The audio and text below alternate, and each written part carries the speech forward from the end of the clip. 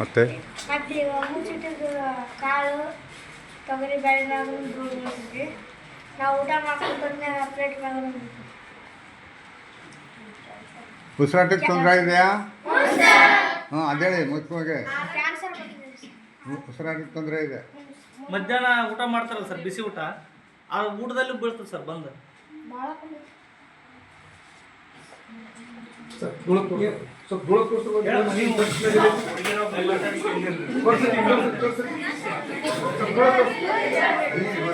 ಹಂಗೆ ತೋರಿಸು.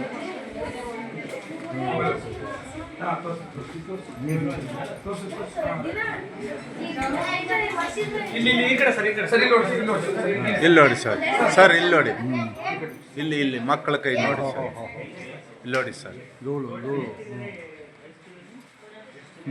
ಬೂದಿ, ಮಸಿ ಮಸಿ.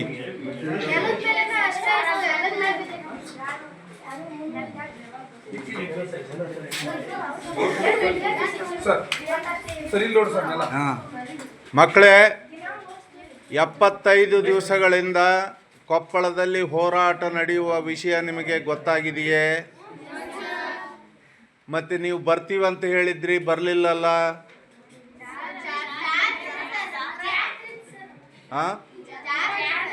ಜಾತ್ರೆ ಆಯ್ತಲ್ಲಮ್ಮ, ಮತ್ತೆ ಯಾವಾಗ ಬರ್ತೀರಿ? ಬಂದು ಬೆಂಬಲ ಕೊಡಬೇಕು. ನೀವು ಬಂದರೆ, ಮಕ್ಕಳು ಬಂದರೆ ಹೋರಾಟ ಗಟ್ಟಿ ಜೋರಾಗುತ್ತ. ಮಕ್ಕಳು, ಹೆಣ್ಮಕ್ಳು ಬಂದರೆ ಹೋರಾಟಕ್ಕೆ ಹೆಚ್ಚು ಧ್ವನಿ ಬರ್ತದ. ನಿಮ್ಮ ಕಷ್ಟ ಕಾರ್ಪಣ್ಯಗಳಿಗೆ ಬೇಗನೆ ಸಮಾಜ ಕಣ್ಣು ತೆಗಿತದ. ಅದಕ್ಕಾಗಿ ಮಕ್ಕಳಾದವರು ನೀವು ಬರಬೇಕು. ಬರ್ತೀರಾ ಈ ಸಲ? ಎಲ್ಲಿ ನಡೀತಾ ಇದೆ ಹೋರಾಟ? ನಾನು ಬಂದಿದ್ದೆ, ಗೊತ್ತಾ? ಅವರು ಪ್ರೊಫೆಸರ್ KS ಭಗವಾನ್ ಅಂತ ಕನ್ನಡದ ಅತ್ಯಂತ ಶ್ರೇಷ್ಠ ಲೇಖಕರು, ವಿಚಾರವಾದಿಗಳು. ಅವರು ಶಂಕರಾಚಾರ್ಯ ಮತ್ತು ಪ್ರತಿಗಾಮಿತನ ಅಂತ ಒಂದು ಪುಸ್ತಕದ ಮೂಲಕ ಭಾಳ ದೊಡ್ಡ ಹೆಸರನ್ನು ಮಾಡಿದಂಥ ಲೇಖಕರು. ಅನಂತರ ಬದಲಾವಣೆ ಅನ್ನುವಂಥ ಅವರ ಒಂದು ವಿಮರ್ಶಾ ಪುಸ್ತಕ ಬಂತು. ಮತ್ತು ಒಕ್ಕಲಿಗರೆಲ್ಲ ಒಂದು ಕಾಲಕ್ಕೆ ಬೌದ್ಧರಾಗಿರ್ಬೋದು ಅನ್ನುವಂಥ ಚಿಂತನೆ ಮಾಡಿದಂಥ ಲೇಖಕರು. ಮಹಾಕವಿ ಕುವೆಂಪು ಅವರು ಏನು ಬರೆದ್ರಲ್ಲ, ಅದು ಒಂದು ಕುವೆಂಪು ಯುಗ ಅನ್ನುವಂತಹ ಒಂದು ಪುಸ್ತಕವನ್ನು ಕೂಡ ಅವರು ಬರೆದಿದ್ದಾರೆ. ಸಾಕಷ್ಟು ಲೇಖನಗಳನ್ನು, ಪುಸ್ತಕಗಳನ್ನು, ವೈಚಾರಿಕ ಪುಸ್ತಕಗಳನ್ನು ಅವರು ಅನುವಾದ ಮಾಡಿರ್ತಕ್ಕಂಥ ಇಂಗ್ಲೀಷಿನ ಪ್ರಾಧ್ಯಾಪಕರು ಕನ್ನಡದಲ್ಲಿ ಬರೀತಾರೆ. ನಿಮಗೆಲ್ಲ ಗೊತ್ತಿದೆ, ಮಹಾಕವಿ ಕುವೆಂಪು ಅವರು ಮೊದಲು ಇಂಗ್ಲೀಷ್ನಲ್ಲಿ ಕಾವ್ಯ ಬರೆದಾಗ ಕಜಿನ್ಸ್ ಎನ್ನುವಂಥ ಅಧಿಕಾರಿ ನಿಮ್ಮ ಮಾತೃಭಾಷೆಯಲ್ಲಿ ಬರೀರಿ ಅಂತ ಹೇಳಿದರು. ಹಾಗೆ ಅವರು ವೃತ್ತಿಯಿಂದ ಇಂಗ್ಲೀಷ್ ಪ್ರಾಧ್ಯಾಪಕರಾದರು. ಕನ್ನಡದ ಭಾಳ ದೊಡ್ಡ ಲೇಖಕರು. ನಮ್ಮ ಒಂದು ಪ್ರೀತಿಯ ಕರೆಯನ್ನು ಮನ್ನಿಸಿ ಅವರಿಗೆ ಇಬ್ಬರ ಪೊಲೀಸರ ಬಂದೋಬಸ್ತಿದೆ, ಪೊಲೀಸರ ರಕ್ಷಣೆ ಇದೆ, ಅಷ್ಟೆಲ್ಲ ತೊಂದರೆ ತೆಗೆದುಕೊಂಡು ಅವರು ಮೈಸೂರಿನಿಂದ ಬಂದಿದ್ದಾರೆ. ಅದಕ್ಕೆ ಯಾರಾದರೂ ಒಬ್ಬ ವಿದ್ಯಾರ್ಥಿ ನಿಮ್ಮ ಕಷ್ಟ ಕಾರ್ಪಣ್ಯಗಳನ್ನು ನೇರವಾಗಿ ಆ ಹುಡುಗ ಹೇಳಿದ್ನಲ್ಲ, ಹಂಗೆ ನೀವೊಬ್ಬರು ಯಾರಾದರೂ ಹೆಣ್ಮಕ್ಳು ಹೇಳಿಬಿಡ್ರಿ. ಹೇಳ್ರಮ್ಮ, ಯಾರು ಏನು ಸಂಕೋಚ ಪಡಬೇಡ್ರಿ. ನೀವೆಲ್ಲ ನಮ್ಮ ಮಕ್ಕಳು, ನಮ್ಮ ಮೊಮ್ಮಕ್ಕಳು. ನಿನ್ನ ವಯಸ್ಸಿನ ಮೊಮ್ಮಗಳಿದ್ದಾಳೆ ನನಗೆ, 8ನೇ ಎತ್ತು. ನಾಳೆ ನೀವೇ ಮುಖ್ಯಮಂತ್ರಿ ಆಗ್ಬೋದು ಕರ್ನಾಟಕಕ್ಕೆ. ನಮ್ಮ ಮನೆ ತಾಯಿಗೆ ಆಯಸ್ಕರ ಧೂಳ ಏನಾದ್ರು ಧೂಳದಾಗ ಕೆಲಸ ಮಾಡಿದ್ರು ಸರ್, ಹೊಲಕ್ಕೆ ಸರ್ ಧೂಳದಾಗ ನಮ್ಮ ಮುಖ್ಯ ಇಲ್ಲಿಂದ ಕಾರ್ಖಾನೆ ಬಂದ್ ಮಾಡಬೇಕು. ಮತ್ತು ನೀವೆಲ್ಲ ಬಂದು ಬೆಂಬಲಿಸ್ಬೇಕಮ್ಮ. ನಿಮಗೆ ಕಷ್ಟ ಐತೆ, ನಮಗೂ ಕಷ್ಟ ಇದೆ. ನನಗೆ ಮನೆಯಾಗ ಹೆಂಡತಿಗೆ ನಡೆಯೋಕ್ಕೆ ಬರೋದಿಲ್ಲ. ನನಗೆ ಕಷ್ಟ ಇದೆ ಅಂತ ಅಲ್ಲಿ ಕೂತ್ರೆ ನಡೆಯೋಂಗಿಲ್ಲ. ನಿಮ್ಮ ಕಷ್ಟದ ಮುಂದೆ ನನ್ನ ಹೆಂಡತಿಯ ಕಷ್ಟ ಅಲ್ಲ. ಆಕೆನೇ ಹೇಳ್ತಾಳೆ, ಭಗವಾನ್ ಅವರು ಬರ್ತಾರೆ, ಮೊದಲು ಹೋಗ್ರಿ ಜಲ್ದಿ ಅಂತ. 4:55 ಗಂಟೆಗೆ ಇವತ್ತು ಎದ್ದೀನಮ್ಮ.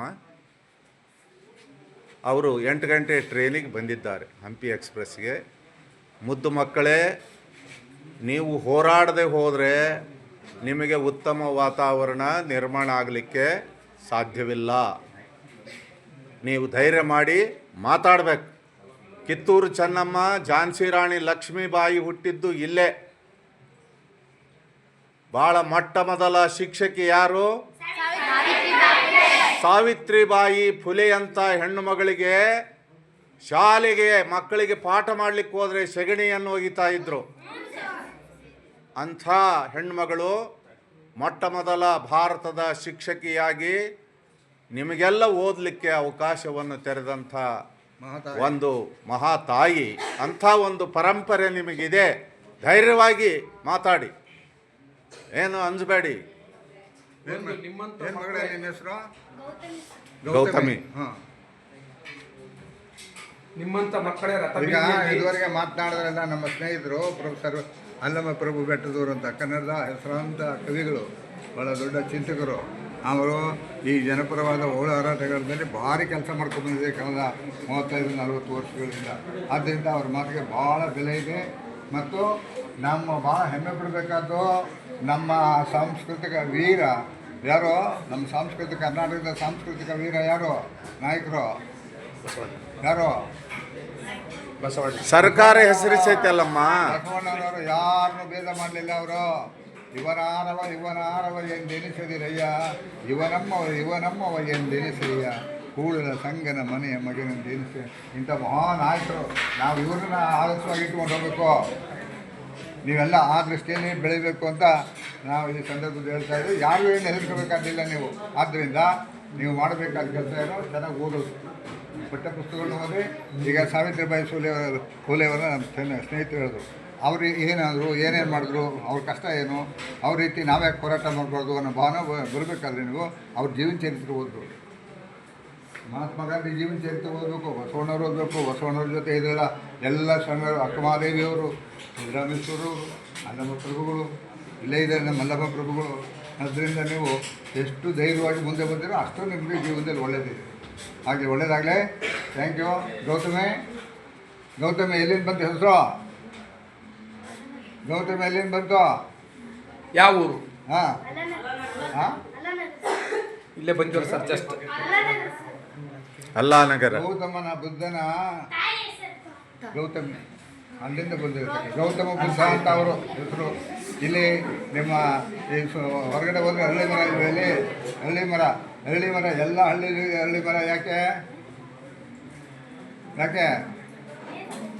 ಬುದ್ಧ ಆ ಮರದ ಕೆಳಗಡೆ ಕೂತ್ಕೊಂಡು ತಪಸ್ಸು ಮಾಡಿ ಅವರು ಜ್ಞಾನವನ್ನು ಪಡೆದರು. ಅಲ್ಲಿ ಜ್ಞಾನೋದಯವಾಯಿತು.